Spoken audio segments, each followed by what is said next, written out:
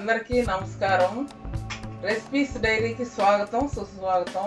మా మనవరాళ్ళ కోసం నేను ఒక స్నాక్ ఐటెం తయారు చేస్తున్నా. అదేంటి అంటే అరటి పువ్వుతో స్నాక్ ఐటెం చేస్తాను. దాన్ని ఎలా తయారు చేసుకోవాలో మీకు ఇప్పుడు నేను చూపిస్తాను. అరటి పువ్వుని ఎలా క్లీన్ చేసుకోవాలో ఇంతకుముందు వంటల్లో చూపించానండి.